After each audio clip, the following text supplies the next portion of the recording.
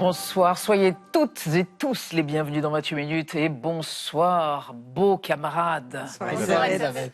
L'actualité internationale, c'est la guerre au Moyen-Orient qui semble changer de dimension depuis samedi, après les attaques contre Israël commises par les Houthis, groupe yéménite allié de l'Iran, lesquels Houthis menacent aussi de recommencer à attaquer les navires qui passent par le détroit de Bab el-Mandeb en mer Rouge, ce qui aura des conséquences dramatiques pour la sécurité du trafic des porte-containers, donc de l'économie mondiale. والتي استهدفت عددا من الأهداف الحيوية والعسكرية للعدو الصهيوني جنوبي فلسطين المحتلة في تنفيذ عملياتها العسكرية خلال الأيام المقبلة حتى يتوقف العدو المجرم عن اعتداءاته وعدوانه.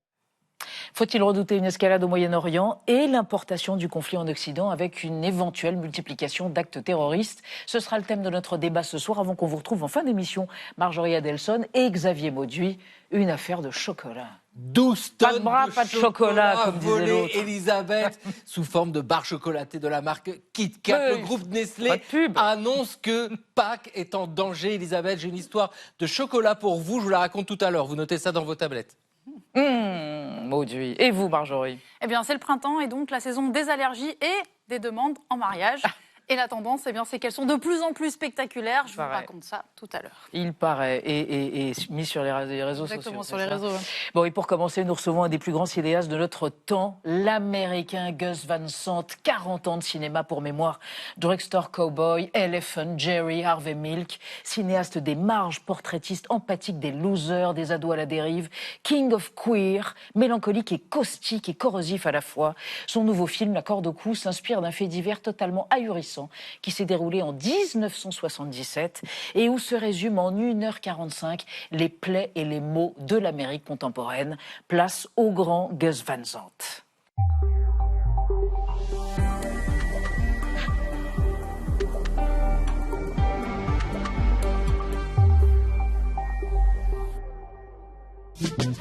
You will not be able to stay home, brother. You will not be able to plug in, turn on and cop out. Gus Van Sant, bonsoir. Good evening. Je vous présente Anna et Benjamin. Bonsoir. Bonsoir. On vient d'entendre... Ah oui, vous parlez français. Juste un mot. Bonsoir. Un peu. On vient d'entendre le chanteur, l'idole funk Gil Scott-Heron qui chantait « Revolution will not be televised ». La révolution ne sera pas télévisée. Et il apparaît, on l'entend dans votre nouveau film. Pourquoi est-ce si important qu'on entende Gil Scott-Heron dans votre film « La corde au cou » ? Qu'est-ce qu'il représente politiquement, esthétiquement, musicalement ?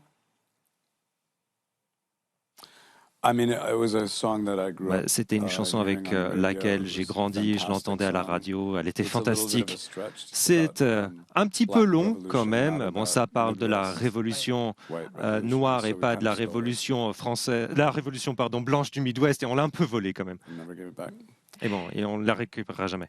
Et on ne la récupérera jamais.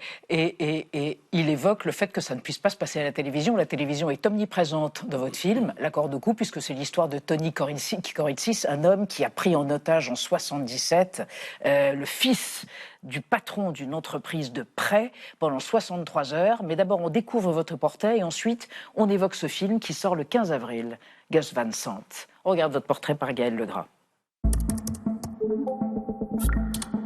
Gus Van Sant, vos films s'inspirent souvent de faits réels. C'est encore le cas de La corde au cou qui sortira le 15 avril prochain.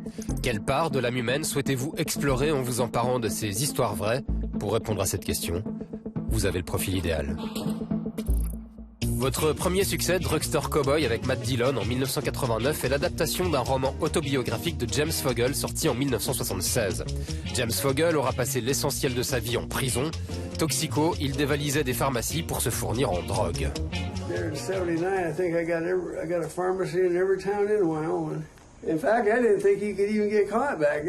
Si Good Will Hunting, qui a remporté 2 Oscars en 98, est une pure fiction, vous vous inspirez encore de la réalité, en l'occurrence de la tuerie du lycée Columbine pour Elephant en 2003. En 1999, 2 ados avaient assassiné 12 élèves et un professeur. Probably for the reasons of not feeling included in society and feeling that they never would be, no matter how old they got. Avec Last Days, en 2005, vous imaginez les derniers jours du chanteur de Nirvana, Kurt Cobain, avant son suicide. 3 ans plus tard, Milk évoque le parcours d'Harvey Milk, homme politique militant pour les droits homosexuels, assassiné à San Francisco en 1978. His death actually brought him into the most prominence. I think that was the sort of big thing that made him a martyr for his community.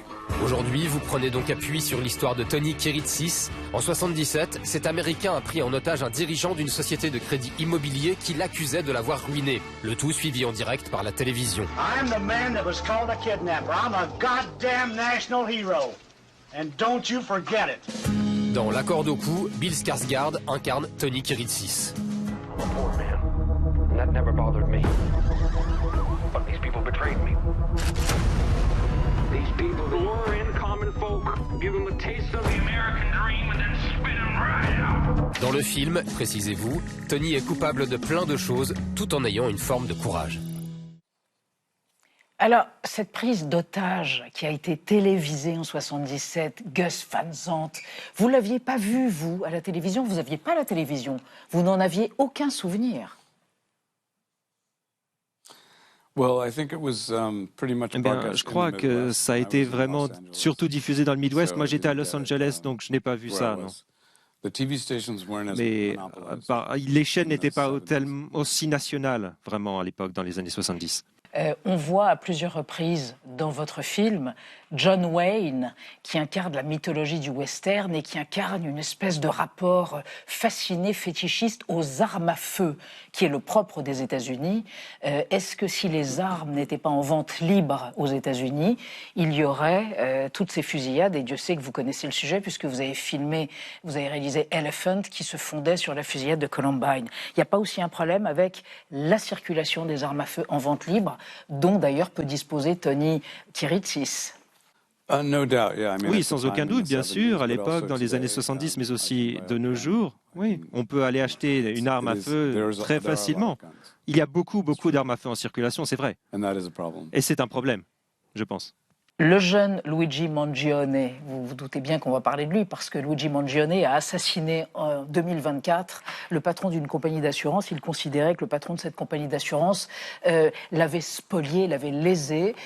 Et vous avez fait allusion à lui quand vous avez évoqué votre film. Vous avez dit « Moi, j'ai été estomaqué par cet assassinat. Mon assistant, qui a 25 ans, trouvait qu'on devrait lui ériger une statue dans Central Park. » Donc ça veut dire que l'Amérique est fracturée autour de l'humiliation, de la violence et de la vengeance?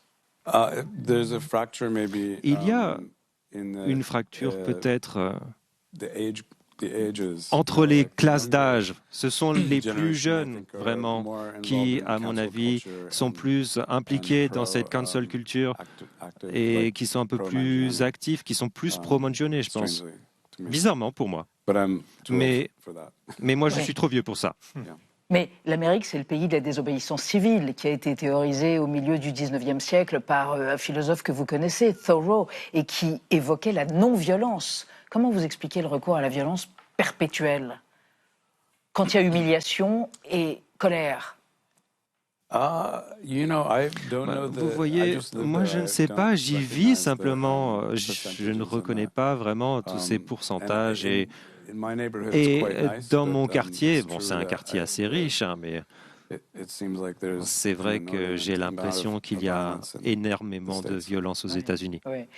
Alors, Gus Van Sant, on va évoquer avec vous des Américains qui veulent quitter les États-Unis parce qu'ils ne supportent plus le régime politique de Donald Trump. Oui, deux de vos confrères réalisateurs ont fait le choix de l'exil. Jim Jarmusch, qui a demandé la nationalité française, et James Cameron, qui est parti s'installer en Nouvelle-Zélande, écœuré par la politique de Donald Trump. Et c'est un phénomène qui prend de l'ampleur. 4 Américains sur 10 envisagent aujourd'hui de s'expatrier dans l'espoir d'avoir une vie meilleure, un chiffre qui n'a jamais été aussi élevé depuis la réélection de Donald Trump et qui dépasse même les 60% chez les plus jeunes. Coût de la vie trop élevé, insécurité, tensions politiques et sociales, autant de raisons qui poussent ces Américains à émigrer. Quitter l'Amérique serait même devenu le nouveau rêve américain, selon le quotidien britannique The Independent. Et parmi les destinations les plus prisées, eh bien, il y a les pays d'Europe, où la scolarité est souvent gratuite et les frais de santé bien moindres qu'aux États-Unis. Alors après un siècle de ce mythe du rêve américain, est-ce que vous pensez que c'est bientôt fini ? C'est possible, oui, tout à fait. C'est peut-être le début de la fin, pas simplement pour l'Amérique, mais pour le monde, je pense. Gus Van Sant, juste une question quand même. Vous avez acheté votre première caméra en 68 parce que vous faisiez des petits travaux d'été à New York et vous avez commencé à tourner. Je crois que c'était d'ailleurs, c'était quoi, une caméra, une 16 mm. Et je me demandais en 68 si vous étiez déjà inspiré par peut-être le cinéma de Jean-Luc Godard qui lui en 68 avait tourné masculin-féminin, La Chinoise notamment. Est-ce que c'était quelque chose qui commençait à vous hanter ou à vous inspirer quand vous étiez tout jeune cinéaste, que vous démarriez vos premiers courts-métrages? Non, à l'époque, j'étais plus inspiré par Stan Brakhage et Stan Van Der Beek. Vraiment du cinéma expérimental qui dessinait sur la pellicule et qui filmaient leurs fans, mais pas encore Godard. Godard, c'était peut-être une petite influence plus tard pour moi, dans les années 70. Je n'avais pas connaissance de Jean-Luc Godard à l'époque. Benjamin.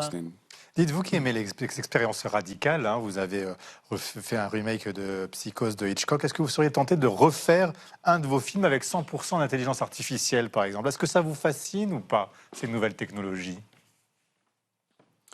Oui, là je suis fasciné par les nouvelles technologies, sans aucun doute. Mais le remake de Psycho, c'était quelque chose qui était un petit peu... Comment dire, c'était un peu de la folie vraiment, mais c'était aussi quelque chose que je n'avais jamais vu auparavant, où l'on conservait vraiment l'autorité du réalisateur de bout en bout dans un remake au lieu de changer le film. Donc c'était une énorme expérience pour moi. Vous diriez que vous êtes cinéaste et beatnik, un néo-beatnik ou une survivance des beatniks, pour terminer? Oui, je suis influencé par les beatniks. J'ai lu Kerouac et Burroughs, Ginsberg. C'était des grands enseignants pour moi. Et j'ai fait jouer Burroughs dans Drugstore Cowboy. Et j'ai fait aussi un film pour Ginsberg. Et donc, j'ai pu rencontrer mes héros. Ça a été super. C'est vous, notre héros. Voilà. Icône de la contre-culture, le jeune Gus Van Sant, auteur de La corde au cou. Votre film sera présenté demain soir pour les non-parisiens qui veulent aller à Reims dans le cadre du Festival international du film policier. Il fera l'ouverture en majesté de ce festival. Et puis ce soir, c'est une présentation en avant-première, mais là c'est déjà trop tard, à la Cinémathèque française. Le film sort le 15 avril sur tous les écrans français.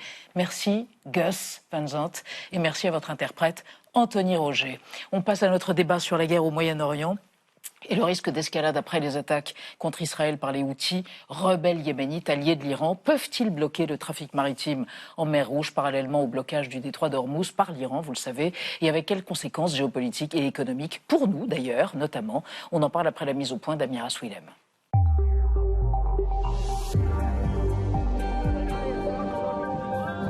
Ils avaient brillé par leur absence jusqu'ici. Un mois après le début de la guerre contre l'Iran, les Houthis ont décidé de cibler Israël samedi. L'opération a mobilisé des missiles balistiques qui ont ciblé plusieurs objectifs militaires sensibles de l'ennemi israélien. Ces opérations continueront jusqu'à ce que les agressions contre la résistance prennent fin.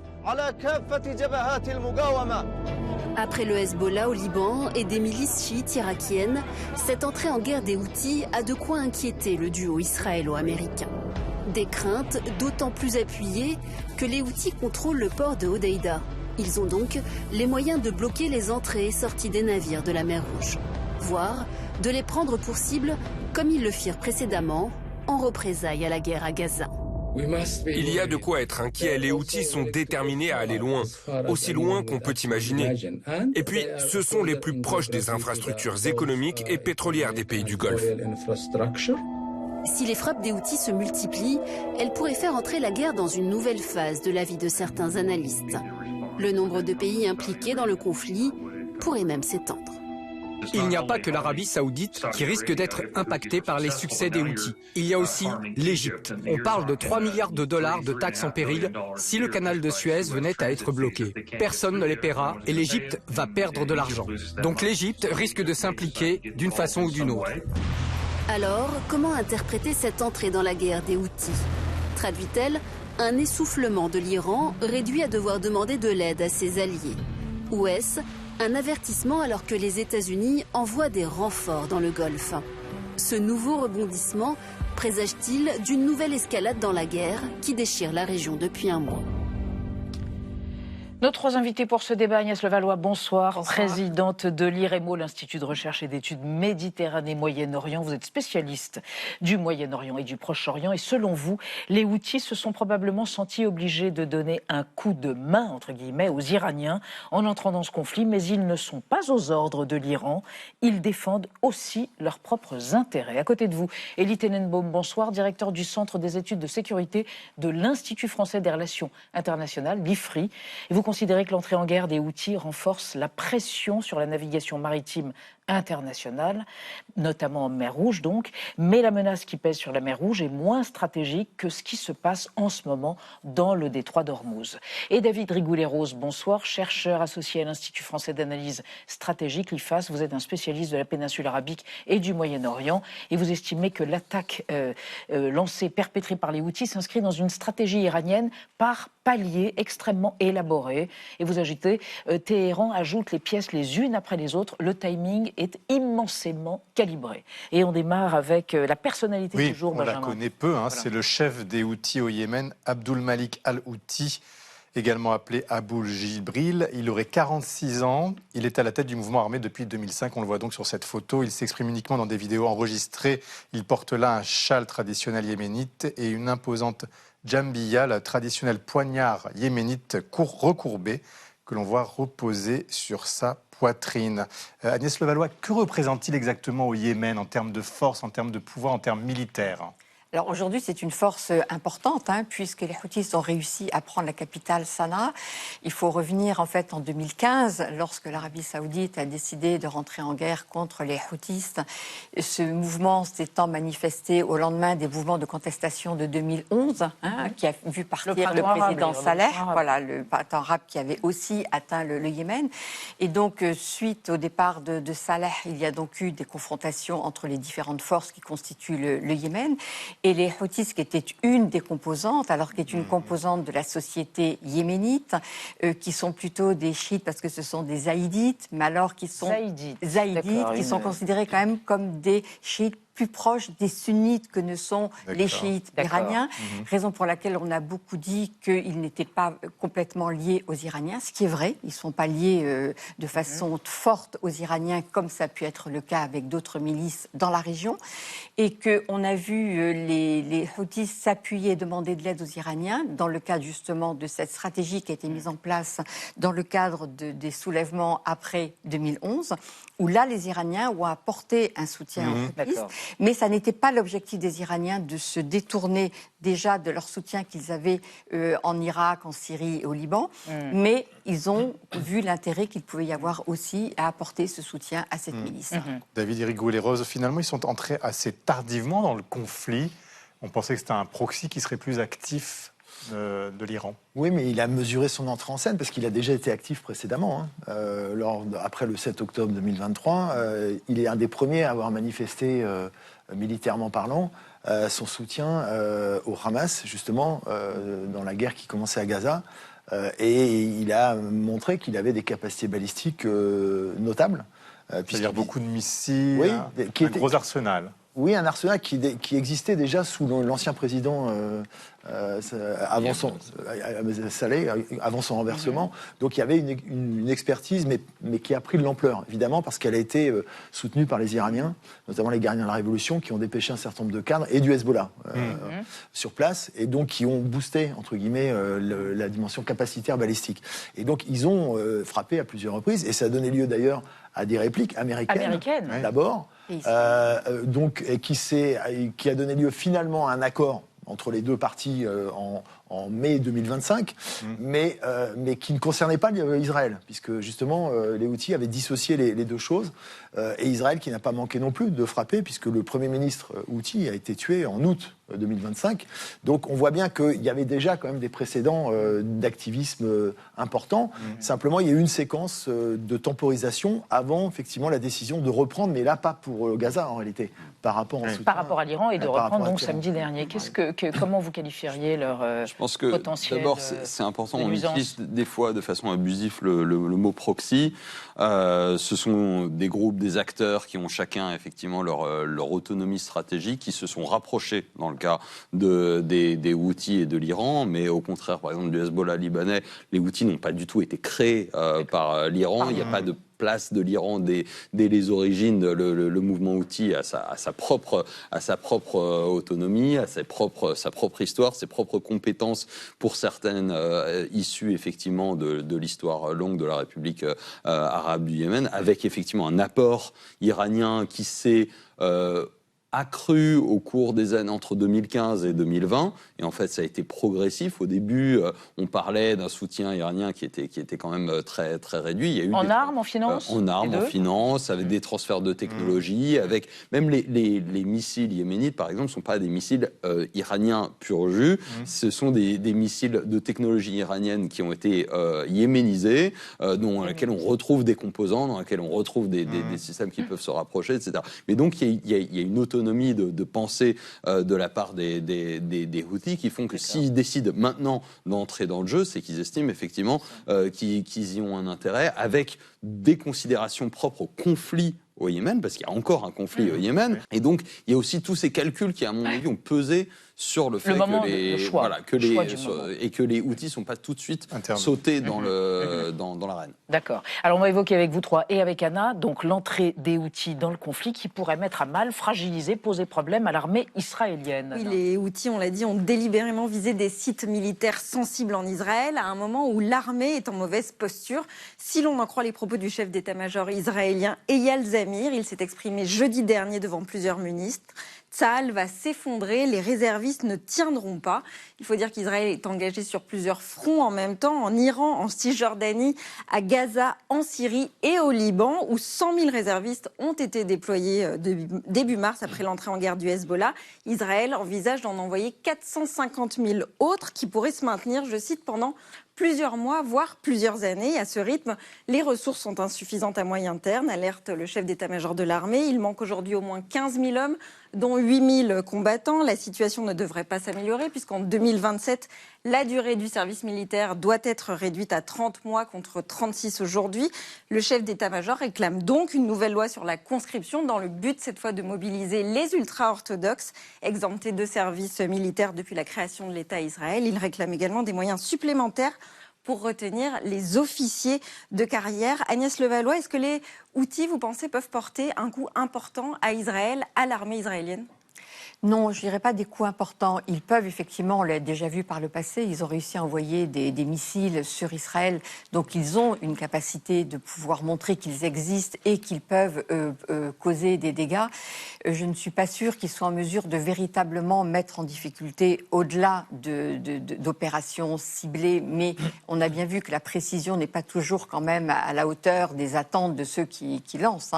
Donc simplement, ça fait un front de plus. Et en ça, c'est quand même extrêmement difficile pour l'armée israélienne, parce que vous avez très bien rappelé le nombre quand même de terrains, de fronts sur lesquels se trouve aujourd'hui cette armée, et donc de rajouter le Yémen, parce qu'on a bien vu, il y a des missiles qui sont partis d'Iran, qui sont arrivés en Israël, donc si vous rajoutez éventuellement des missiles, même s'ils n'atteignent pas forcément les cibles très précises qu'ils voudraient atteindre, de toute façon, ça cause des dégâts. Psychologiquement, ça a aussi une importance, ça fragilise. Il y a une armée qui aujourd'hui se rend compte quand même qu'on lui demande énormément et qu'elle ne peut pas tenir sur tous ses fronts. Cette déclaration du chef d'état-major est quand même assez forte. Donc ça participe d'une déstabilisation et on est aussi dans une guerre psychologique dans tout conflit. Oui. Et David Rigouleros, c'est vrai que pour l'instant les Houthis en sont pris, en tous les cas ce week-end, aux intérêts israéliens et pas aux Américains. Est-ce qu'il y a une lecture à en faire ? Oui et non. C'est-à-dire qu'effectivement, il y a la reprise d'un ciblage des Israéliens, mais en toile de fond, en filigrane, c'est aussi un message aux Américains et aux Saoudiens. Parce que Lequel ? c'est de dire qu'il y a la possibilité d'une alliance de revers avec Téhéran. Il faut se rappeler quand même que depuis 2015, les Houthis avaient allègrement bombardé le royaume saoudien, avec justement une pluie de missiles. Une fois, et d'ailleurs, ça avait concerné les Émirats.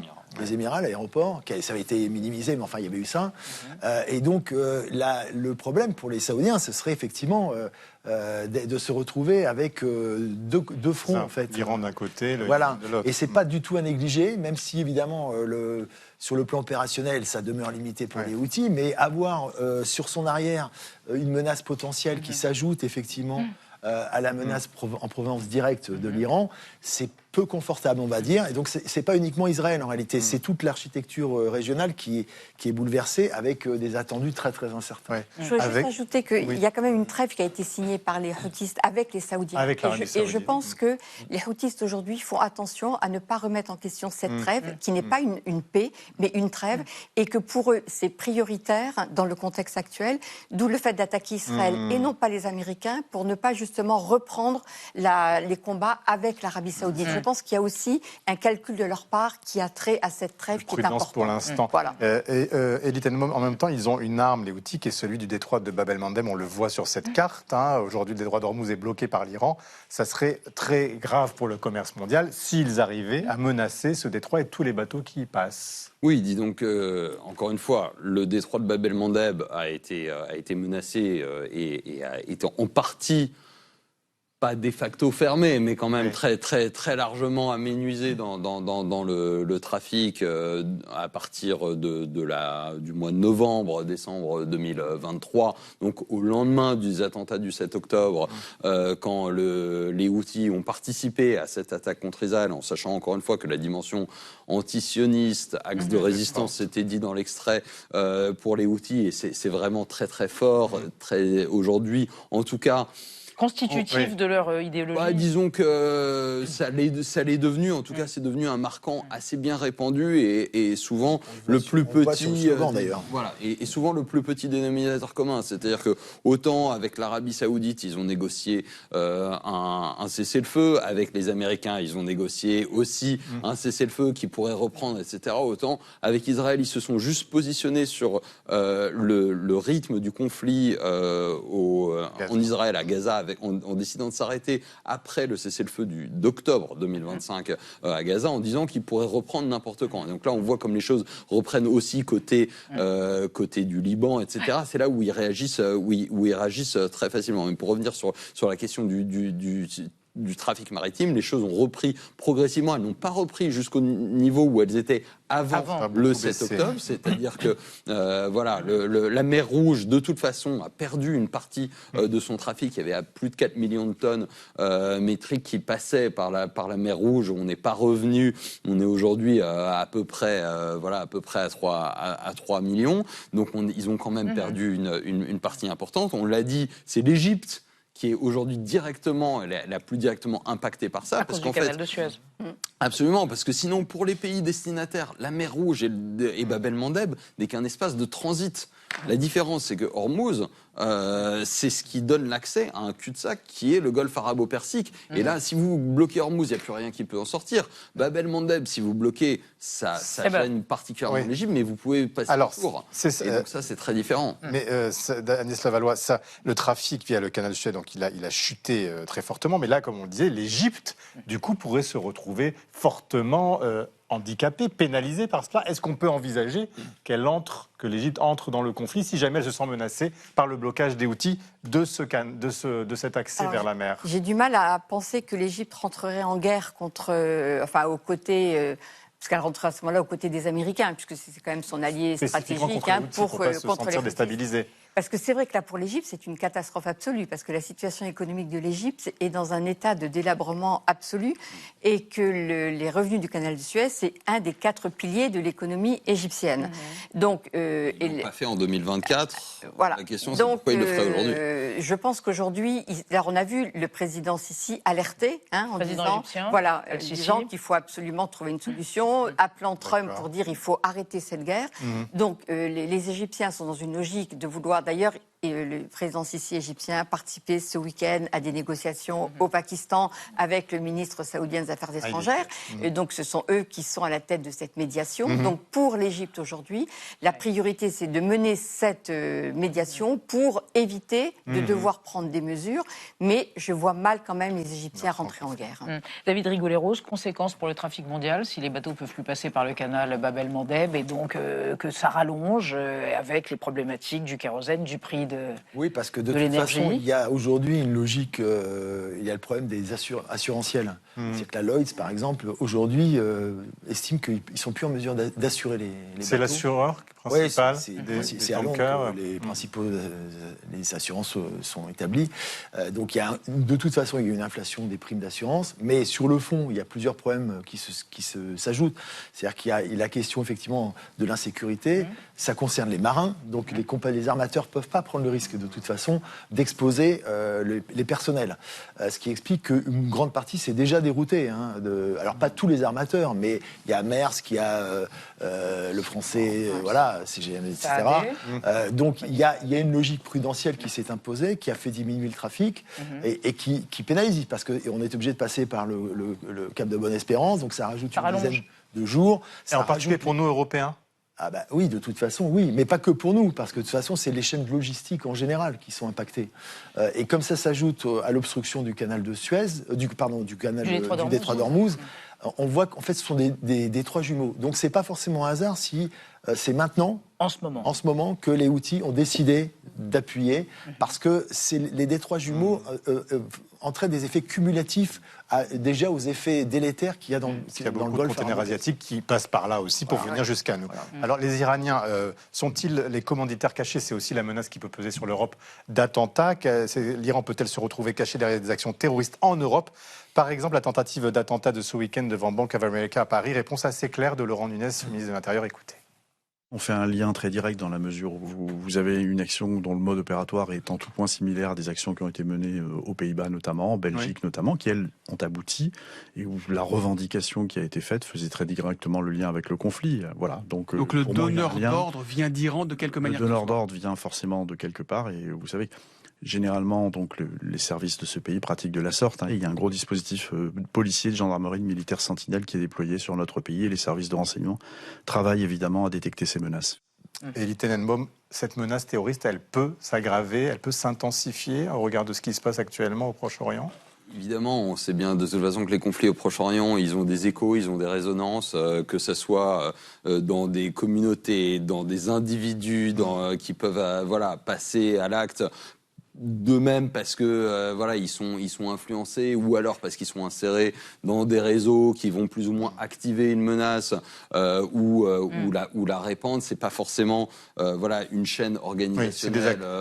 C'est des individus isolés. Ça a été le cas. L'Iran l'a fait dans les années 80. On s'en souvient avec des opérations dédiées, avec une chaîne de commandement extrêmement traçable, y compris en France. On en a payé.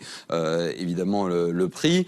Là aujourd'hui, on n'a pas de renseignements qui permettent de confirmer que ce type d'organisation que l'Iran a décidé de renouer avec ce type de pratique.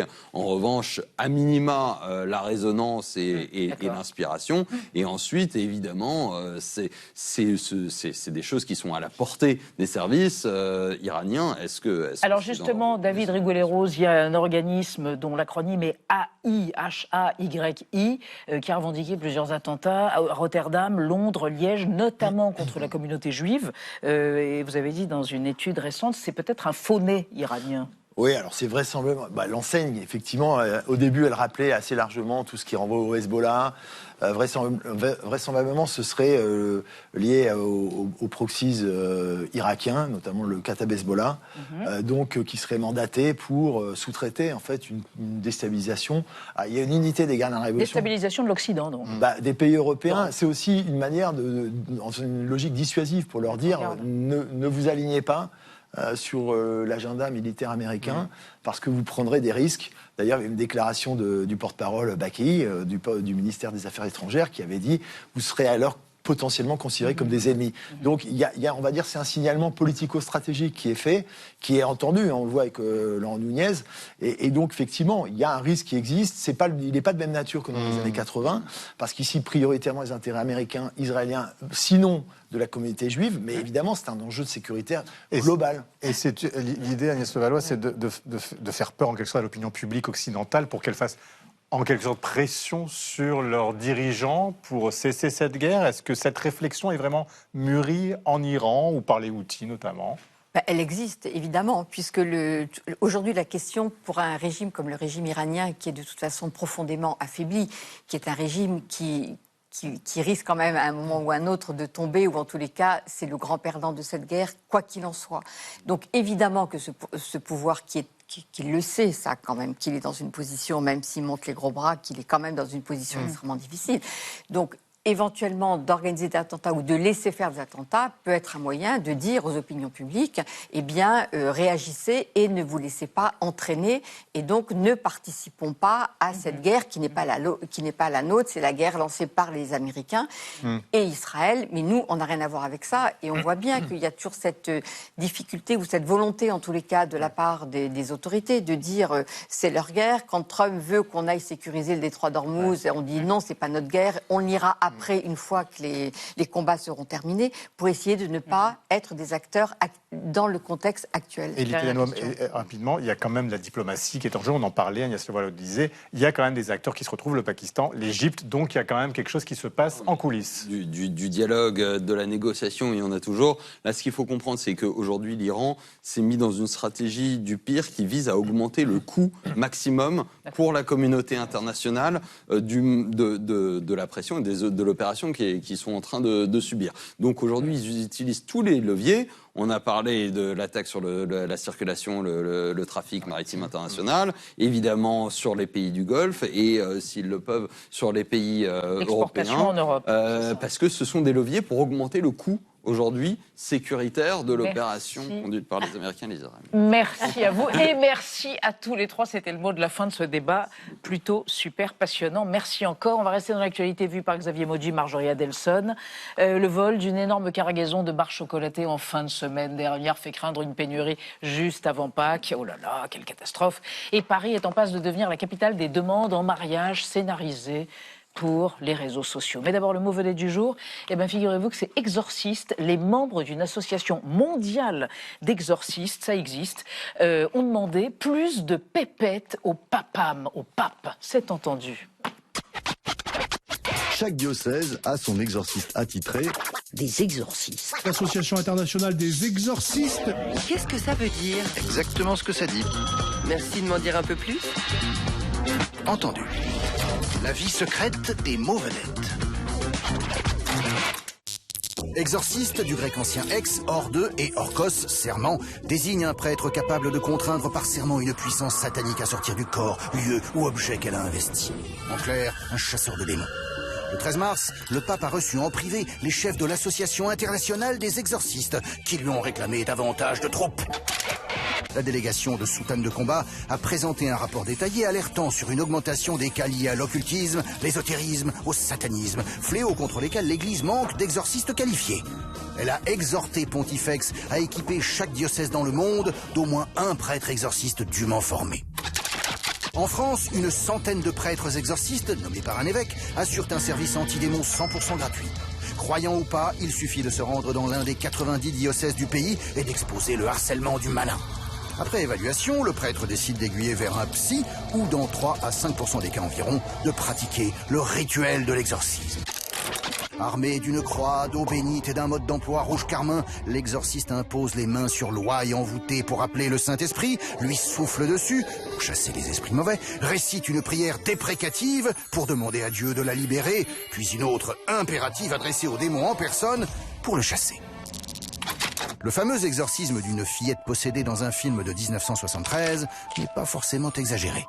Des prêtres exorcistes ont rapporté des séances riches en hurlements, larmes, baves ou voix démoniaques, mais aussi blasphème en latin classique et araméen, réaction aux objets sacrés. L'exorcisme promet démons et merveilles. Oh bah, l'histoire est folle. Merci Thibaut Dolt.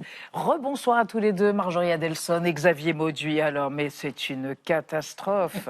12 tonnes de barres chocolatées, 2 fois ou 3 fois ce qui passe par le détroit de Bab el-Mandeb, disait Elie Tenenbaum à l'instant, ont été chourées dans un camion entre l'Italie et la Pologne. C'était quand ? Ce week-end. Ils ne savent pas où exactement. Voilà, ouais. Malheureux. Et le groupe Nestlé annonce un risque de pénurie pour Pâques et vous nous offrez une pause. Vous êtes malin, avec une histoire pas caca du tout sur le chocolat. Voilà, une histoire cacao. Elisabeth, en 1869, la ville d'York, en Angleterre, fleure bon le chocolat parce que cette année-là, un homme, Joseph Rowntree, qui a repris l'entreprise familiale, c'est une épicerie à York, décide de s'associer avec son frère, Henry, qui lui s'est lancé dans le commerce du cacao, du chocolat et de la chicorée. À eux deux, ils fondent ce qui devient très vite un véritable empire. Alors, Henry meurt en 1883 et Joseph poursuit l'aventure avec une entreprise ici qui ne prend pas ses employés, ses ouvriers, ses ouvrières pour des truffes, parce que cet homme-là, c'est un philanthrope. Et oui, alors un philanthrope, même un penseur, il critique le capitalisme sauvage et il veut construire sa manufacture comme une sorte de jardin géant avec des maisons équipées, chacune d'un petit jardinet, avec des activités culturelles. Il y a une école, il y a des loisirs, il y a même ici une caisse de retraite. Alors Joseph Rowntree meurt en 1925 et il lègue à son fils, en plus de la manufacture de chocolat, tout son idéal social. Il faut savoir écouter son personnel. Oui, mais on n'oublie pas le chocolat. Et on n'oublie pas le chocolat. Et la légende de l'entreprise raconte qu'en 1935, un ouvrier de la manufacture d'York dépose dans une boîte à idées la proposition d'un projet de création d'une barre chocolatée comme ça qui est facile à transporter, histoire de faire une pause et de l'avoir sans se salir les mains toute la journée. Et c'est de là que naît cette barre chocolatée qui prend en 1937 le nom de Kit Kat. D'où ça vient? Alors Kit Kat, là aussi, ça nous renvoie à un pâtissier du XVIIIe siècle, Christopher Cat ou Catling. Il y a des hésitations, en tout cas, il serait surnommé cet homme-là Kit, et il est réputé pour des tourtes, c'est des pies à la viande que l'on surnomme les Kit Kat et qui sont servis dans un club londonien, club littéraire et progressiste, vraiment ça discute dur là-bas, et ce club c'est le Kit Kat Club. Et alors dans les années 1930, quand apparaissent ces barres chocolatées, elles connaissent un immense succès. Il faut dire que ce groupe, Rowntree, a le nez fin parce que 1937, c'est l'année où le groupe sort une autre friandise qui connaît un beau destin. Oh là là. Ce sont tout simplement les Smarties. Alors, ce groupe a traversé, en tout cas ces marques-là ont traversé les décennies. Le groupe Rowntree est racheté en 1988 par la multinationale suisse Nestlé, parce que derrière ces belles histoires d'entreprises avec de belles paroles, il ne faut pas oublier qu'il y a surtout des profits. En l'occurrence, des profiteroles. Oui, et vu la pub que vous leur avez fait, vous allez recevoir votre poids en Kit Kat quand ils auront récupéré leur je pourrais camion. vous en distribuer. Voilà, vous le garderez, Xavier, pour vous. Alors Marjorie, on parle avec vous d'une tendance qui croît et grandit de manière exponentielle. Les gens qui se filment et qui se demandent en mariage dans les sites publics. Spectaculaire. Enfin bon, et ainsi de suite, Exactement. quoi. Car maintenant, demander la main de son partenaire tranquillement, en toute intimité, eh bien, c'est démodé. À l'heure des réseaux sociaux, il faut donc du spectacle, de la mise en scène et donc un décor. Par exemple, déclarer sa flamme devant un volcan, si possible en éruption. C'est ce qu'a fait ce jeune homme. C'était à Hawaï. Autre option, c'est réel. Autre option, le panneau publicitaire ou encore les deux membres sous l'eau. Pourquoi pas, oui. Alors souvent, il y a aussi des tonnes de fleurs et des cœurs. Le tout dans des lieux, vous le voyez, à couper le souffle. L'objectif, c'est de surprendre sa partenaire. Alors ce sont souvent les hommes qui se lancent là-dedans, c'est pour ça que je dis ça. Mais aussi partager ce moment intime sur les réseaux. Le Graal absolu, c'est d'être relayé par les médias. Voilà, à chaque fois, vous voyez que ce soit dans les journaux locaux ou autres, c'est repris dans les médias. Alors, c'est une tendance qui vient des États-Unis, mais elle se développe dans le monde entier. Et comme Paris, c'est la ville de l'amour, ça devient un témoin privilégié. Chaque année, 35 000 touristes viendraient faire leur demande sur les quais, au pied de la Tour Eiffel. Alors, au programme, on a des feux d'artifice, des balades en calèche, des roses, bref, tout est possible. Au final, ces demandes, vous le voyez quand même, elles se ressemblent un petit peu. Elles deviennent un peu standardisées et c'est parce que certaines entreprises se sont spécialisées là-dedans et elles s'occupent de tout pour vous. Alors, une condition quand même, il faut débourser quelques milliers d'euros. Mais plus le Marry Me est gros, plus les chances de réponse positive sont élevées. Je plaisante bien évidemment, c'est pas comme ça que ça marche. Ouais, et donc, toujours dans l'espace public. Oui, et donc avec des gens, que ce soit dans la rue, à un concert, voire on le disait devant des caméras, à tel point qu'aux États-Unis, un quart des moins de 35 ans qui ont fait une demande ou qui ont reçu une demande disent qu'elle a eu lieu devant des témoins. Alors la question, c'est pourquoi faire ça Eh bien, bonne question. En partie par ego, impossible de se dire que sa dulcinée pourrait refuser. Et pourtant, si. La preuve. Ça arrive. Et ça arrive, oui. En janvier dernier, en Australie, lors d'un concert, un fan est monté avec la complicité des musiciens sur scène. Il voulait, vous le voyez, demander sa copine en mariage. Problème, elle ne voulait pas. C'est elle qui a fini par partir terriblement gênée. Alors que lui, voilà, il s'est quand même fait consoler. Exactement. Et en fait, c'est vraiment là tout le paradoxe. Puisque ces derniers temps, le nombre de ces demandes n'a cessé de croître. Et pourtant, 79% des femmes disent ne pas en vouloir et préféreraient une demande intime. En cause, ce sentiment qu'on leur force un petit peu la main, que le consentement est vicié. Et en même temps, on a 90% des gens qui trouvent que les demandes en public, c'est romantique. Autrement dit, on aime bien, mais quand c'est chez les autres. Un conseil, donc, s'il y en a qui veulent se lancer, demandez quand même à votre bien-aimé. C'est peut-être moins romantique, mais plus stratégique. Ils gardent ça pour eux. Merci Marjorie, merci à tous. On se retrouve demain à 20h05. Tchuss.